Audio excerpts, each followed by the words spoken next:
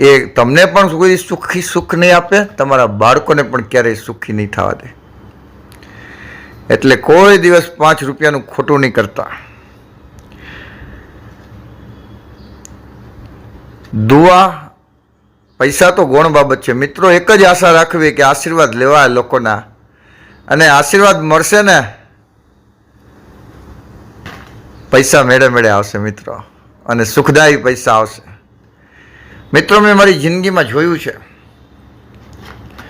હરામના પૈસા, ભ્રષ્ટાચારના પૈસા કમાવાળા વ્યક્તિને એનું પાછળ બહુ દર્દનાક હોય છે.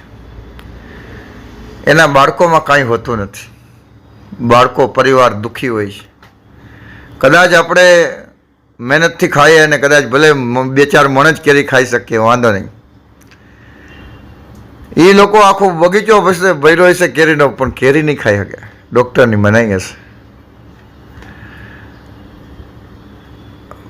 હરામની કમાણી ક્યારેય કોઈ દિવસ બાળકોને કે આપણને સુખ આપતી નથી, એ હંમેશા યાદ રાખો.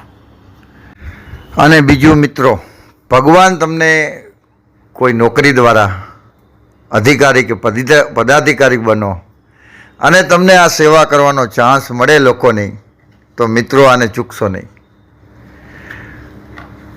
આ તો ભાગ્ય કહેવાય આપણું મિત્રો, કે આપણને એવો ચાન્સ મળ્યો છે લોકોના આશીર્વાદ લેવાનો, અબજોના બ્લેસિંગ્સ લેવાનો. આશીર્વાદ